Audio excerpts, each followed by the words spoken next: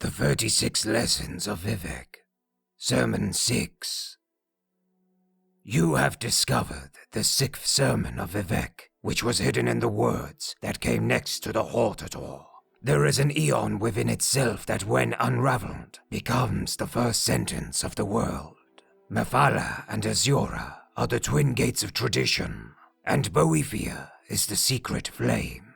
The sun shall be eaten by lions, which cannot be found yet in Veloth.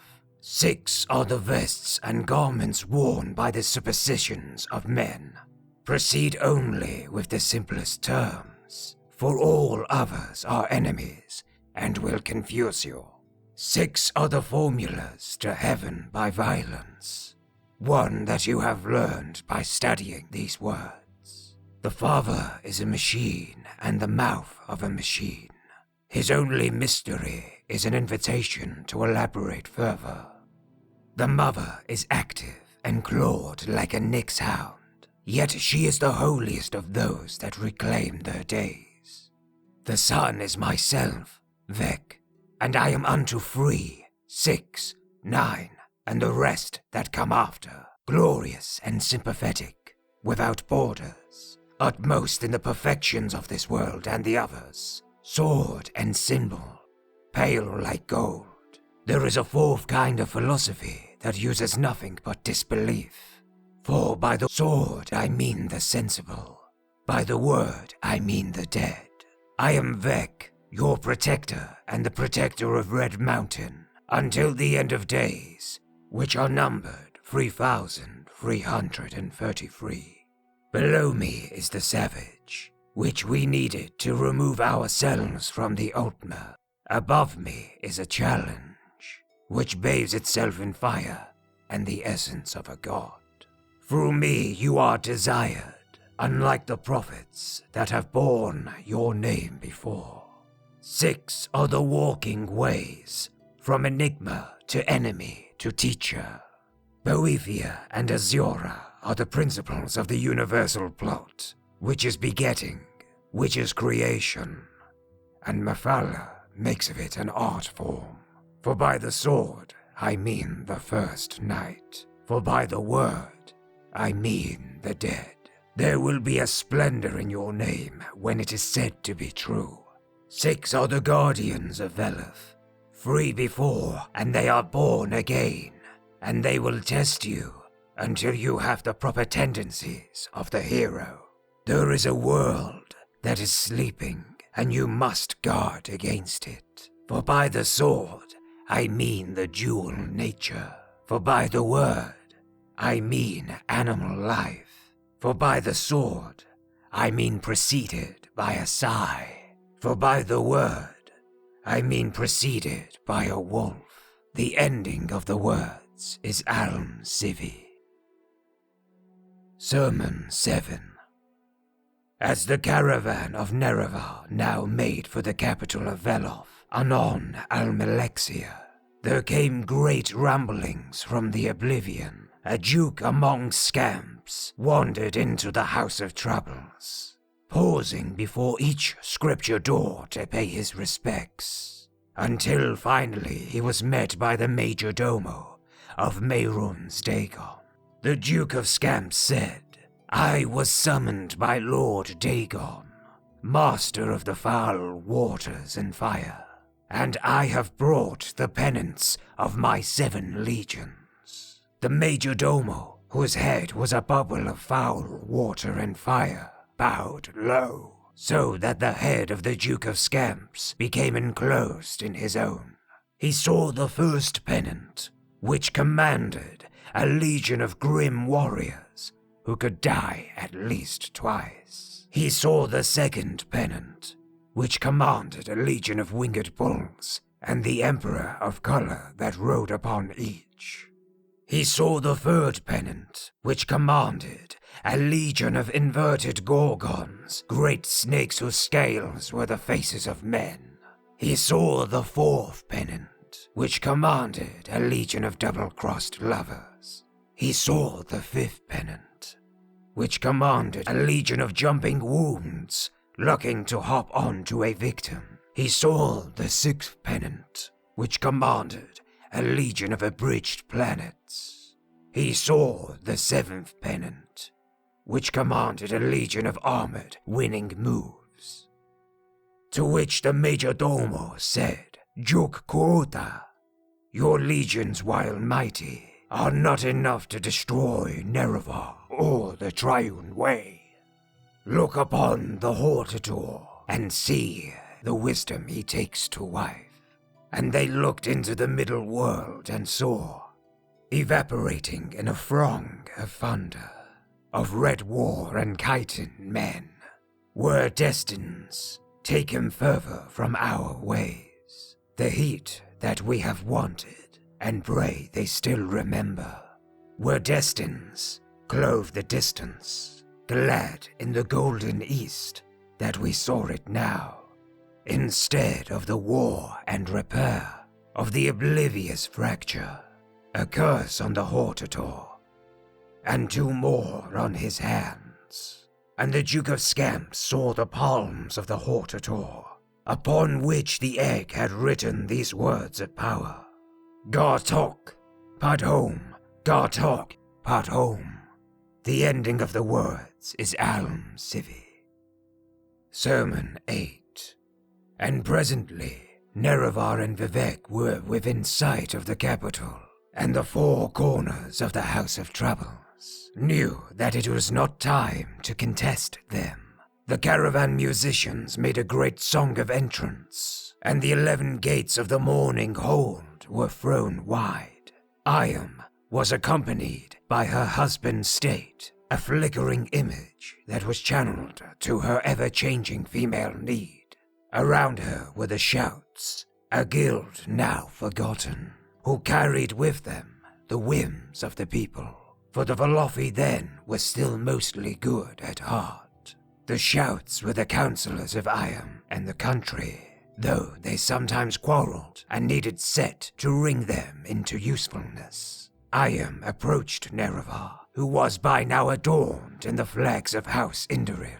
He gifted her with the simulacrum of the Nechiman's wife, and the egg of Vivec inside. Iam said to Nerevar, Set, who is Azura, has revealed that war is come, and that the Hortator that shall deliver us will approach with a solution walking at his side. Nerevar said, I have traveled out of my way to warn you of the deceit of our enemies, the Dwemer, but I have learned much on the journey, and have changed my mind. This Nechiman's wife you see at my side is a sword and a symbol, and there is prophecy inside. It tells me that, like it, we must for a while be like his and, as a people, cloaked in our former enemies, and to use their machines without shame. At which Vivec spoke aloud, Boethia, who as you wore the skin of Trinimac to cleanse the faults of Veloth, my queen, and so it should be again. This is the walking way of the glorious. Set appeared out of a cloud of iron vapor, and his minions made of their blood a chair. He sat beside Iam, and looked on the rebirth of mastery. Vivec said to them, his triune, my rituals and ordeals and all the rhymes within use no other motive than the revelation of my skin. Iam said, I am I, Sevi I, Vec. We are delivered and made whole. The diamond of the black hands is uncovered. Set said, wherever so he treads, there is invisible scripture. To which the shouts were silent in sudden reading. Vivec then reached out from the egg all his limbs and features, merging with the simulacrum of his mother, gilded and blended in all the arts of the star-wounded East, under water and in fire and in metal and in ash, 6 times the wise. And he became the union of male and female, the magic hermaphrodite, the martial axiom, the sexteth of language, and unique in all the middle world. He said, Let us now guide the hands of the Hortator in war and its aftermath, for we go different and in thunder. This is our destiny. The ending of the words is ALMSIVI. Sermon 9. Then came the war with the Northern men, where Vivec did guide the Hortator into swift and tricky union with the Dwemer. The greatest demon chieftains of the frigid West were those listed below, 5 in unholy number. Hoaga, the mouth of mud, who appeared as a great bearded king, had the powers of marshalling and breathing the earth. On the battlefields, this demon would often be seen on the sidelines, eating the soil voraciously. When his men fell, Hoaga would fill their bodies back with it, whereupon they would rise again and fight, albeit slower. He had a secret name, Fenya, and destroyed 17 Chimeri villages and 2 Dwemeri strongholds before being turned away. Kamua, the running hunger, who appeared as a mounted soldier with full helm, had the powers of heart roaring and of sky sickening. He ate the Chimeri hero Dres Kismuete, sending the spirit back to the Hortator as an assassin, sometimes called First Blighter. Kamua could give clouds stomach aches and turn the rain of Veloth into bile. He destroyed 6 Chimeri villages before he was slain by Vivec and the Hortator. Bog, the two-tongued, who appeared as a great bearded king, had the powers of surety and form change. His raiders were small in number, but ran amok in the west hinterlands, killing many Velothi trappers and scouts. He fell in a great debate with Vivec, for the warrior poet alone could understand the Northern man's two-layered speech, though ALMSIVI had to remain invisible during the argument. Barfok, made of plains, who appeared as a winged human with lichen-crusted spear, had the powers of event denouement. Battles fought against her would always end in victory for Barfok, because she could shape outcomes by singing. 4 Chimeri villages and 2 more Dwemeri strongholds were destroyed by her decision enforcement. Vivec had to stuff her mouth with his milk finger to keep her from singing Veloth into ruin. Ysmir, the dragon of the north, who always appears as a great bearded king, had powers innumerable and echoing. He was grim and dark, and the most silent of the invading chieftains. Though when he spoke, villagers were uplifted and thrown into the sea. The Hortator fought him unarmed, grabbing the dragon's roars by hand until Ysmir's power throat bled. These roars were given to Vivec to bind into an ebony listening frame, which the warrior poet placed on Ysmir's face and ears to drive him mad and drive him away. The coming forth and the driving away brings all things around. What I shall say next is unpleasant to record. Hermamora, Altadun, Altadun. The ending of the words is ALMSIVI. Sermon 10. You have discovered the 10th sermon of Vivec, which was hidden in the words that came in the aftermath to the Hortator.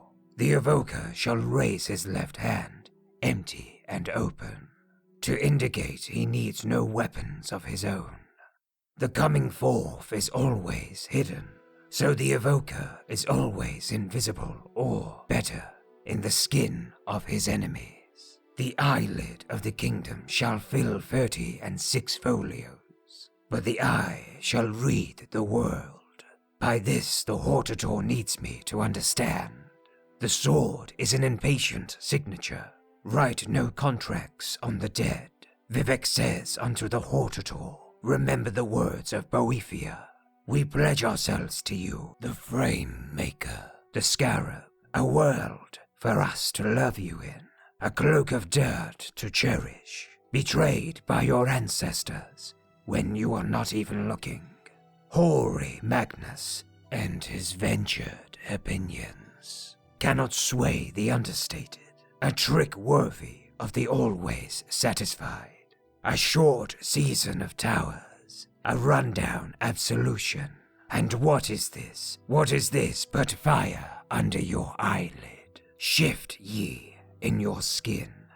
I say to the Trinamac eaters, pitch your voices into the color of bruise, divide ye like your enemies in houses, and lay your laws in set sequence from the center, again like the enemy corners of the house of troubles, and see yourself thence as timber or mud slats or sheets of resin. Then do not divide, for yet is the stride of Sifficit quicker than the rush of enemies, and he will sunder the whole for the sake of a shingle.